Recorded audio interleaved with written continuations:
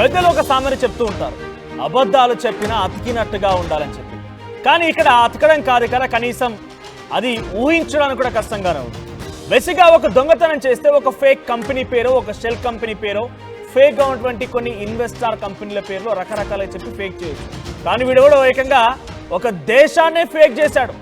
ఒక దేశం లేనటువంటి దేశాన్ని సృష్టించి ఏకంగా అక్కడ ఎంబసీ అధికారిని అని చెప్పి కోట్లు కొల్లగొట్టేటువంటి ప్రయత్నం చేశాడు. ఇక్కడ మీరు చూస్తున్నారు కదా, చాలా అమాయకంగా అసలు ఏం తెలియనటువంటి ఒక నోట్లో వెలువడితే ఏం చేయాలని అడిగేటువంటి ఒక వ్యక్తిలాగా అలా సులువుగా నడుస్తూ వచ్చినటువంటి ఈ దుర్మార్గుడే హర్షవర్ధన్ జైన్. సో వీడే ఏకంగా యూపీలోని గజియాబాద్లో ఒక ఫేక్ ఎంబసీని స్టార్ట్ చేశాడు.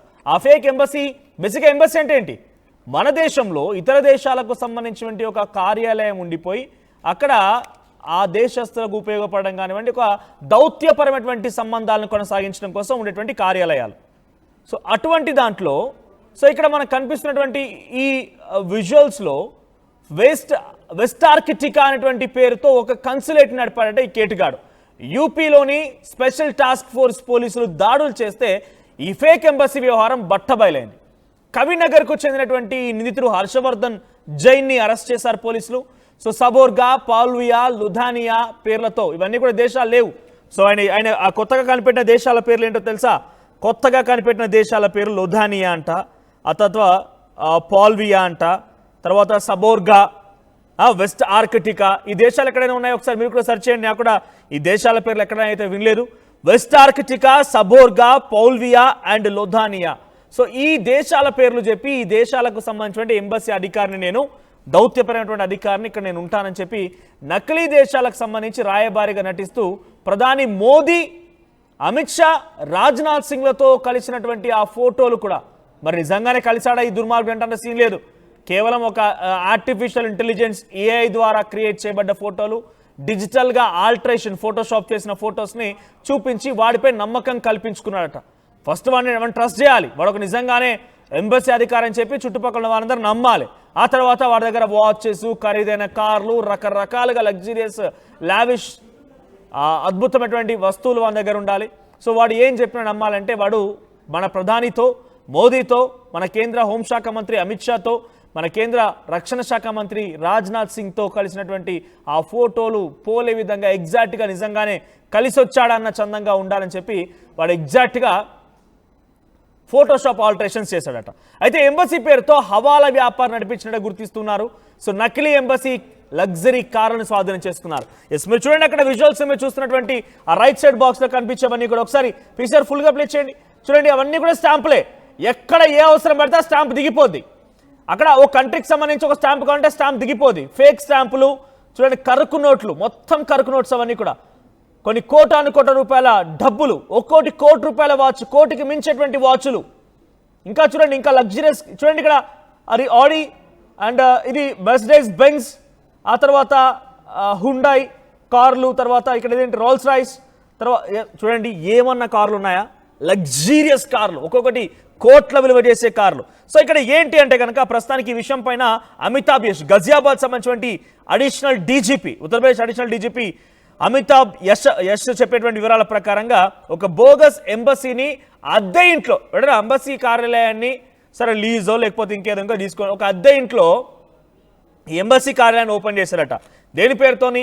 West Arctica, Seborga, Poulvia and Lodonia. ఈ పేర్లతోని ఈ దేశాలు ఉన్నాయి. ఆ దేశాలకు సంబంధించిన ప్రతినిధి నేను, దౌత్య కార్యాలయం ఇక్కడ ఉందని చెప్పి ఆ కార్యాలయాన్ని ఏర్పాటు చేసుకొని ఫేక్ డిప్లొమాటిక్ నెంబర్ ప్లేట్స్, అంటే ఆ నెంబర్ ప్లేట్ జనరల్గా మనం చూస్తూ ఉంటాం.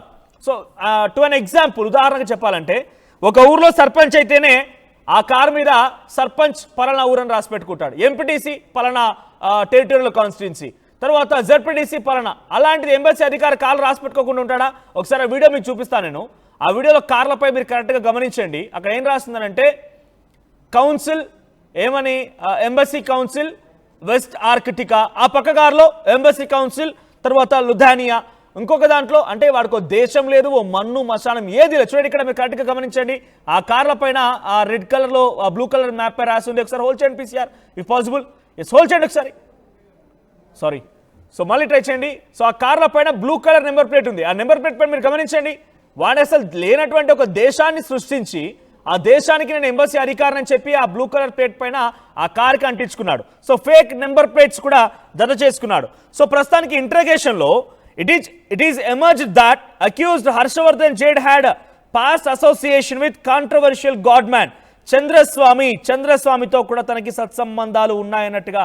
ఇక్కడ మీరు చూడండి, గమనించండి, ఆ కారులో చూడండి, హానరరీ కౌన్సిల్ వెస్ట్ ఆర్కిటికా చూస్తున్నారుగా, ఆ బ్లూ కలర్ లో కనిపించేదే అదొక ప్లేట్. ఏమని? హానరరీ కౌన్సిల్, ఆయన ఒక ఎంబసీ కార్యాలయానికి సంబంధించిన అధికారి అన్నట్టుగా హానరరీ కౌన్సిల్ వెస్ట్ ఆర్కిటికా అని రాస్తుంది. ఇది అట్లా ఆ నెంబర్ ప్లేట్ల పైన, కార్ నెంబర్ ప్లేట్ల పైన రాస్తుంది. సో ఇక్కడ ఇన్వెస్టిగేషన్ లో ఏడీజీపీ మరో కారు కూడా ఉంది, మరో కారుపై ఆ రకంగానే ఉంది. సో ఏ స్టేట్కి వెళ్తే ఆ స్టేట్ నెంబర్ ప్లేట్లు, ఆ తర్వాత అక్కడ కూడా ఒక దేశం కొత్తగా పుట్టుకొస్తుంది. ఢిల్లీ రిజిస్ట్రేషన్ కార్స్ ఉన్నాయి, యూపీ రిజిస్ట్రేషన్ కార్స్ ఉన్నాయి. కౌన్సిల్ అనేది మాత్రం చాలా కామన్గా ఉంది. ఇకపోతే చంద్రస్వామి అనేటువంటి ఒక వ్యక్తితో ఈయనకి గతంలో కూడా అసోసియేట్ అయినట్టు తెలుస్తుంది. అంటే చంద్రస్వామి ఎవరు? సో చంద్రస్వామి అనే వ్యక్తి ఒక ఆస్ట్రాలజర్గా, ఇండియన్ సెల్ఫ్ స్టైల్డ్ గాడ్ మ్యాన్గా ఆయనకైనా ప్రొజెక్ట్ అయ్యారు. సో తర్వాత గ్లోబల్ లెవెల్లో కూడా ఆయనకి ఒక అన్డిఫైనెట్ అంటే ఏం చెప్తారు దీనికి, మూఢనమ్మకాలు నమ్మేవాళ్ళు అంటారు చూసారా, ఏదో రకంగా ఒక వ్యక్తిని చూడంగానే బేసిక్గా మీకు ఆరోగ్యం చాలా ఇబ్బందిగా ఉంది, అనారోగ్య బారిన పడుతున్నారు, మీకు ఆర్థిక స్థితిగతులు బాగాలేవు, ఇవన్నీ ప్రతి ఒక్క వ్యక్తికి కనెక్ట్ అవుతాయి వర్డ్స్. సో మీరు దేనికోసమో చాలా తీవ్రంగా ప్రయత్నం చేస్తూ ఉన్నారు, కానీ ఆ సమస్య తీరడం లేదు. ఎందుకో తెలుసా? మీపై నరదిష్టి ఉంది. ఇవన్నీ ఈ మాటలు ఒకసారి మీరు కూడా చెప్పి చూడండి ఎవరికైనా. సో అటువంటి వాళ్ళందరికీ కనెక్ట్ అవుతూ ఉంటాయి. మీపై నరదిష్టి ఎక్కువగా ఉంది, మీరంతా మంచి చెప్పాలనుకుంటారు, కానీ మీరు మంచి చెప్పడం వల్ల మీకు లాభం కంటే నష్టమే ఎక్కువ జరుగుతోంది. మీ ఇంట్లో వాస్తుకు లేదు, మీ ఇంటి ముందు ఒక పూల చెట్టు ఉంది, ఇది జనరల్గా ఎవరికైనా జరిగేది. సో ఇలా కొంతమంది తమకు తాము కొంత స్వామీజీలుగా, ఆస్ట్రాలజర్గా ప్రొజెక్ట్ అవుతూ ఉంటారు. అటువంటి వ్యక్తి చంద్రస్వామి కూడా. సో చంద్రస్వామితో పాటుగా ఆయన కూడా అసోసియేట్ అయినట్టు తెలుస్తోంది. చంద్రస్వామి కూడా గ్లోబల్ లెవెల్గా కనెక్షన్స్ ఉన్నాయి ఆయనకు కూడా. సో గతంలో ఆయన పైన అలిగేషన్స్ ఏంటంటే ఆయన ఆర్మ్స్ డీల్ చేస్తూ ఉండేవాడు, అంటే మారణ ఆయుధాలని సప్లై చేస్తూ ఉండేవాడు, బ్లాక్మెయిల్ చేస్తూ ఉండేవాడు, చీటింగ్ చేస్తూ ఉండేవాడు, రకరకాల ఫ్రాడ్స్కి పాల్పడుతూ ఉండేవాడు అని చెప్పి నేషనల్ లెవెల్లో ఒక బిగ్గెస్ట్ ఒక ఫ్రాడ్ ఆయన చేశాడన్నట్టుగా కూడా కేసులు నమోదయ్యాయి. ఆయన అదృష్టమో దురదృష్టమో 2017లో ఆయన తుదిశ్వాస విడిచారు. అయితే ఆ చంద్రస్వామితో కూడా ఆయనకు పరిచయాలు ఉన్నాయట. చంద్రస్వామి యొక్క ఇన్స్పిరేషన్ గానే ఈ ఇక్కడ కనిపించినటువంటి హర్షవర్ధన్ జైన్ కూడా ఆ బాటలోకి ఎక్కాడు, అడుగు పెట్టాడట.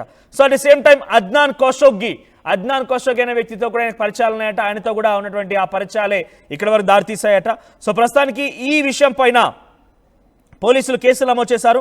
సో మొత్తం మీద 12 పాస్పోర్ట్లు సీజ్ చేశారు. చాలా వరకు ఫేక్ డాక్యుమెంట్స్ ఉన్నాయి.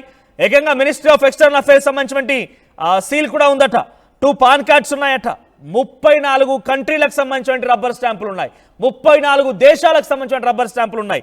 ఆ తర్వాత 44.7 లక్షల రూపాయల క్యాష్, 50 లక్షల రూపాయల క్యాష్, 18 కార్లు, 18 ఫేక్ నెంబర్ ప్లేట్స్. ఒకటి కాదు, రెండు కాదు. వాని యొక్క చిట్టా విప్పితే నిజంగా అందరూ కూడా ముక్కును వేలేసుకుంటున్నారు. So fake embassy.